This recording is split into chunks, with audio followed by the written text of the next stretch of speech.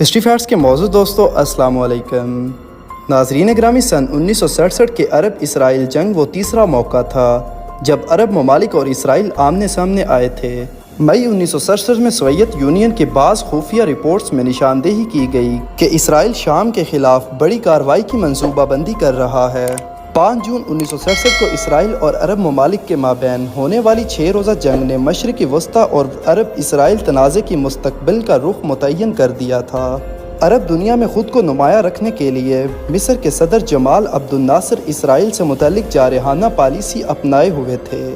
اسرائیل نے پہلے ہی خبردار کر دیا تھا کہ اگر خلیج عقبہ کو بند کیا گیا تو اس کے نتیجے میں جنگ شروع ہو سکتی ہے۔ عرب ممالک کی تیاریوں کو دیکھتے ہوئے اسرائیل نے جنگ شروع کرنے کا فیصلہ کیا۔ 5 جون کو اسرائیلی ڈیفنس فورسز نے آپریشن فوکس کے نام سے فضائی حملہ شروع کیا۔ ناظرین گرامی، اس ویڈیو میں ہم آپ کو بتائیں گے اس جنگ کے بارے میں جس میں اسرائیل عرب ممالک کو شکست دے کر خطے کی بڑی طاقت بنا۔ موضوع کے آغاز سے پہلے آپ سے گزارش ہے کہ چینل کو سبسکرائب کر لیں جبکہ ویڈیو کو آخر تک ضرور دیکھیں۔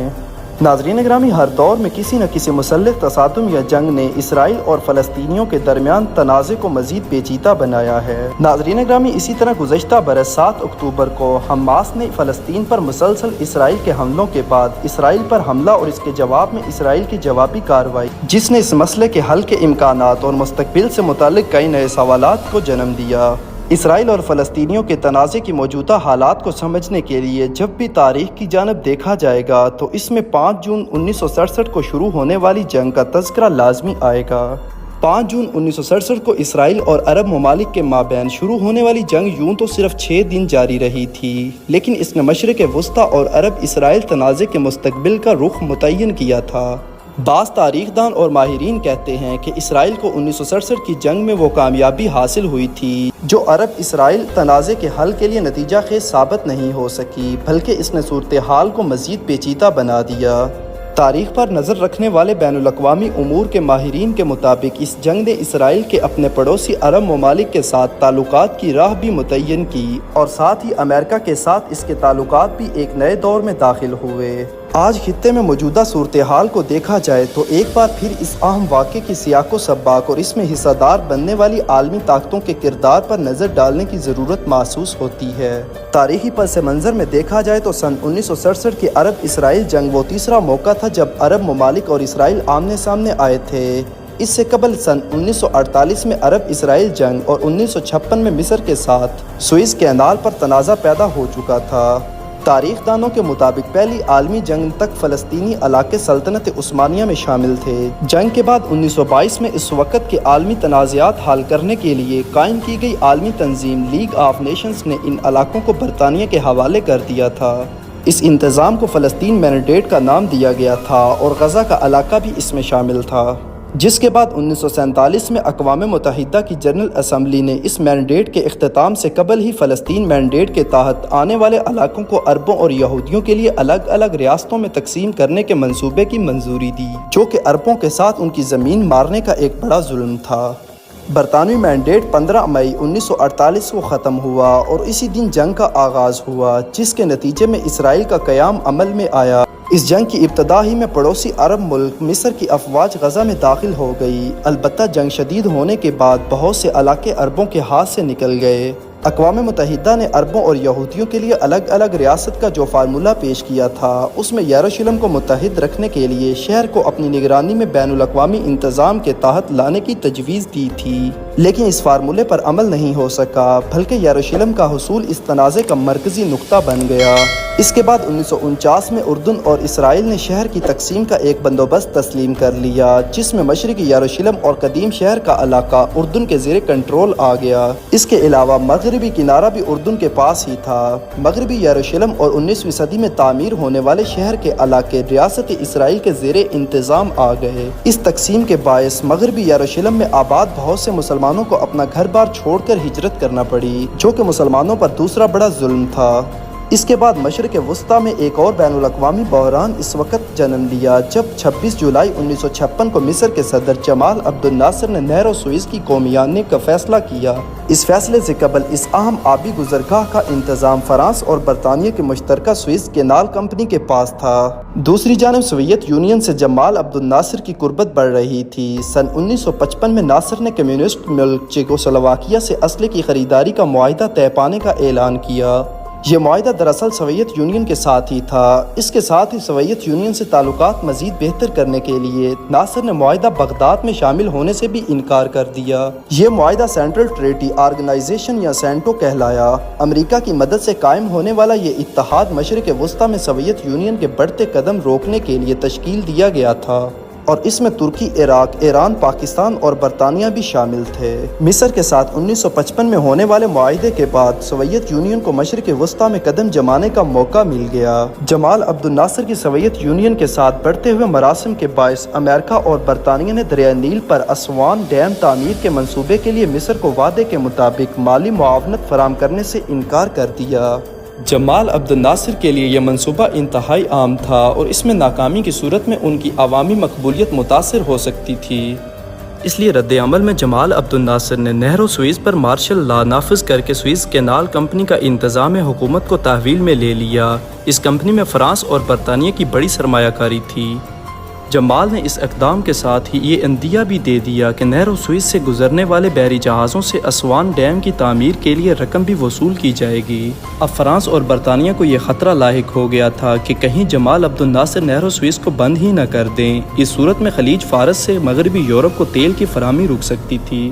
اس بحران کو حل کرنے کے لیے سفارتی کوششیں بے نتیجہ ثابت ہوئیں، تو تاریخ دانوں کے مطابق برطانیہ اور فرانس نے نہر و سوئز سے ملحقہ علاقے کا کنٹرول حاصل کرنے اور جمال عبد الناصر کو اقتدار سے بے دخل کرنے کے لیے ایک خفیہ منصوبہ بنایا۔ جمال عبد الناصر کے خلاف اس منصوبے میں ساتھ دینے کے لیے انہیں اسرائیل کی صورت میں ایک علاقائی اتحادی پہلے ہی میسر تھا، کیونکہ نہر و سوئز سے متعلق اقدام سے قبل ہی ناصر نے اسرائیل کے لیے آبنائے تہران کو بند کر دیا تھا۔ آبنائے تہران خلیج عقبہ کے ذریعے اسرائیل کو بحیرہ احمر سے ملاتی ہے اور اسرائیل کے لیے تصویراتی اور تجارتی اعتبار سے انتہائی اہمیت کا حامل بحری راستہ ہے۔ اس کے علاوہ 1955 سے 1956 کے دوران مصر کے حمایت یافتہ کمانڈو اسرائیلی علاقوں میں داخل ہو کر کارروائیاں بھی کر رہے تھے۔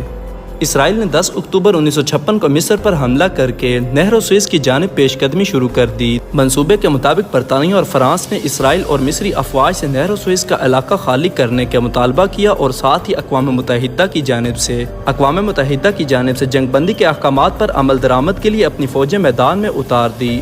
امریکہ کو خدشہ تھا کہ فرانس اور برطانیہ کی براہ راست اس تنازع کا حصہ بننے سے سوویت یونین کو ابھی اس خطے میں مداخلت کا موقع مل سکتا ہے۔ اس لیے امریکہ نے اقوام متحدہ میں ایک قرارداد پیش کی، جس کے بعد 22 دسمبر کو برطانیہ اور فرانس نے اپنی افواج کو واپس بلا لیا اور مارچ 1957 میں اسرائیلی فوج بھی واپس چلی گئی۔ اس تنازع کے بعد جمال عبد الناصر عرب اور مصری قوم پرستوں کے ہیرو کے طور پر سامنے آئے۔ اسرائیل کو نہر و سوئز استعمال کا حق نہ مل سکا، لیکن اس کے لیے آبنائے تہران کا بحری راستہ کھل گیا تھا، جبکہ برطانیہ اور فرانس کا مشرق وسطیٰ پر اثر و رسوخ بہت محدود ہو گیا۔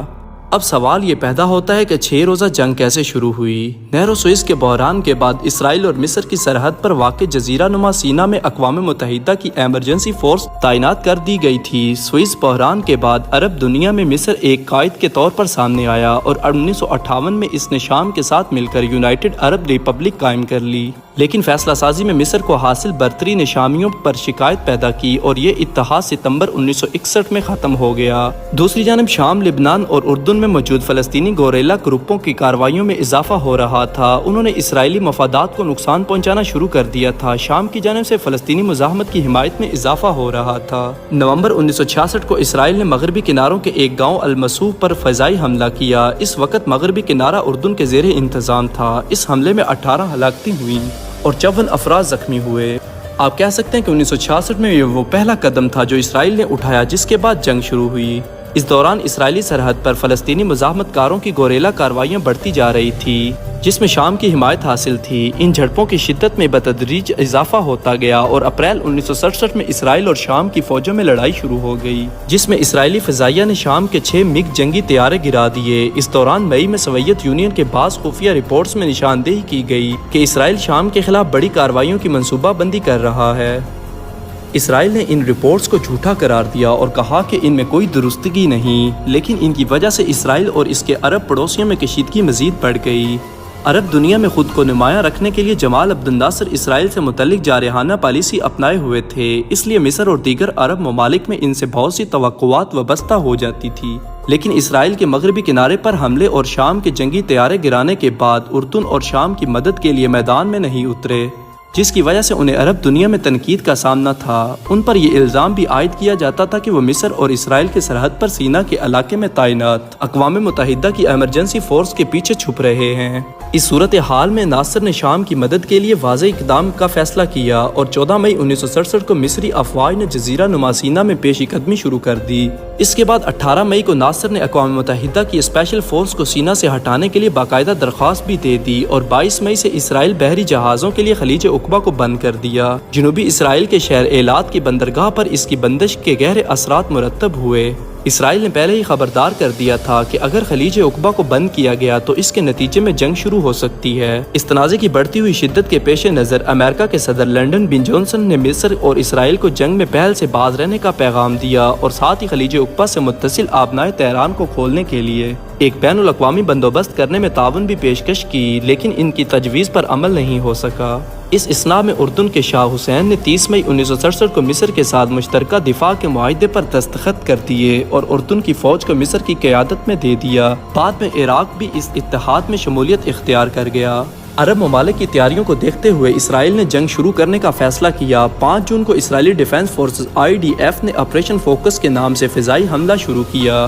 اس آپریشن میں اسرائیل کے 200 طیاروں نے حصہ لیا۔ اس آپریشن میں اسرائیل نے مصر کے ایئر فورس 90% طیارے زمین پر ہی تباہ کر دیے۔ ایسا ہی ایک بڑا حملہ شام کی فضائیہ پر بھی کیا گیا۔ اسرائیل نے اپنی کارروائیوں پر پری ایموٹو یا پیشگی حملہ قرار دیا۔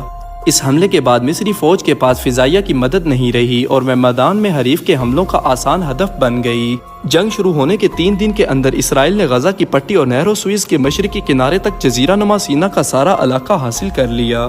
اسرائیل نے اردن کو جنگ کی صورت میں لاتعلق رہنے کا انتباہ کیا تھا، لیکن 5 جون کو جنگ شروع ہوئی تو اردن نے مغربی یروشلم پر شیلنگ شروع کر دی۔ جوابی کارروائیوں میں اسرائیلی فورسز نے 7 جون تک اردن کی فوج کو مشرقی یروشلم سے پیچھے دھکیل دیا اور 1949 میں طے ہونے والے بندوبست کے تحت اردن کے زیر انتظام مشرقی یروشلم اور مغربی کنارے کا اکثر علاقہ بھی حاصل کر لیا۔ اس طرح یروشلم کا قدیم شہر پوری طرح اسرائیل کے کنٹرول میں آ گیا۔ اقوام متحدہ کی سلامتی کونسل کی جانب سے 7 جون کو جنگ بندی کی پیشکش کی گئی۔ اسرائیل اور اردن نے اسے فوراً قبول کر لیا اور مصر نے اگلے روز آمادگی ظاہر کر دی، لیکن شمالی اسرائیل پر بمباری جاری رکھی۔ اسرائیل نے 9 جون کو گولان کے پہاڑوں پر حملہ کیا اور ایک دن کے گھمسان کی لڑائی کے بعد یہ پہاڑ بھی حاصل کر لیے۔ اس کے بعد شام نے بھی 10 جون کو جنگ بندی تسلیم کر لی۔ اب سوال یہ پیدا ہوتا ہے کہ اس جنگ کے بعد ہوا کیا؟ 6 روز تک جاری رہنے والی اس جنگ میں عرب ممالک کو بہت زیادہ نقصان اٹھانا پڑا۔ اس جنگ میں مصر کی تقریباً 11,000، اردن میں 6,000 اور شام میں 1,000 اموات ہوئی اور اسرائیل کے 700 لوگ مارے گئے۔ اس جنگ کی وجہ سے لاکھوں لوگ بے گھر ہوئے اور تقریباً 10 لاکھ سے زائد پناہ گزین اسرائیل کے زیر کنٹرول علاقوں میں آ گئے۔ اس کے نتیجے میں 1948 میں شروع ہونے والا پناہ گزینوں کا بحران مزید شدید ہو گیا۔ جنگ کے بعد نومبر میں اقوام متحدہ نے ایک قرارداد منظور کی جس میں اسرائیل سے پائیدار امن کے لیے جنگ کے دوران حاصل کیے گئے علاقوں سے دستبردار ہونے کے لیے کہا گیا۔ بعد میں یہی قرارداد اسرائیل اور اس کے پڑوسی ممالک کے مابین تعلقات کی بنیاد بنی۔ اس قرارداد کو اسرائیل اور مصر کے درمیان ہونے والے کیمپ ڈیوڈ معاہدے اور فلسطینیوں کے ساتھ 2 ریاستی حل کاوشوں کا نقطۂ آغاز بھی قرار دیا جاتا ہے۔ جنگ میں اگرچہ اسرائیل کے زیر کنٹرول علاقوں میں 3 گنا اضافہ ہوا، لیکن یہ علاقے آج تک وجہ نزاع بنے ہوئے ہیں۔ اسرائیل نے 1982 میں امن معاہدے کے تحت جزیرہ نما سینا کا علاقہ مصر کو واپس کر دیا تھا۔ اسرائیل 2005 میں غزہ کی پٹی سے بھی دستبردار ہو گیا، تاہم 6 روز جنگ کے دوران ہونے والا گولان ہائٹس اور مغربی کنارے پر اس کا قبضہ 54 سال بعد آج بھی برقرار ہے۔ اسرائیل 1967 کے عرب اسرائیل جنگ میں اردن سے مشرقی یروشلم اور قدیم شہر کا علاقہ حاصل کرنے کے بعد اسے متحدہ یروشلم قرار دے کر اپنا دارالحکومت بنانے کا اعلان کیا تھا، جو کہ مسلمانوں کو کسی حال منظور نہیں تھا۔ یہی وجہ ہے کہ فلسطینی مشرقی یروشلم کو اپنا مستقبل کی ریاست کا دارالحکومت قرار دیتے ہیں۔ اسرائیل کے اس اقدام کو تاحال بین الاقوامی سطح پر تسلیم نہیں کیا گیا، تاہم اسرائیل 1967 میں جو علاقے حاصل کیے تھے ان میں یہودی بستیوں کا قیام بھی ہر کچھ عرصے بعد تصادم کو جنم دیتا ہے، کیونکہ مسلمان یہاں کسی بھی صورت میں یہودیوں کے قدم برداشت نہیں کر سکتے۔ اللہ پاک سے دعا ہے کہ اللہ تعالیٰ جہاں کہیں بھی مسلمان آباد ہیں ان کی حفاظت فرمائے اور مسلمانوں کے مقدس مقامات کی بھی حفاظت کرے۔ ناظرین گرامی، یہ تھی ہماری آج کی ویڈیو۔ اگر آپ کو ویڈیو اچھی لگی اس کو لائک اور شیئر، جبکہ چینل کو سبسکرائب کر دیجیے گا۔ آپ سے جلد ملاقات ہوگی کسی نئی معلوماتی اور تاریخی ویڈیو کے ساتھ۔ اللہ حافظ۔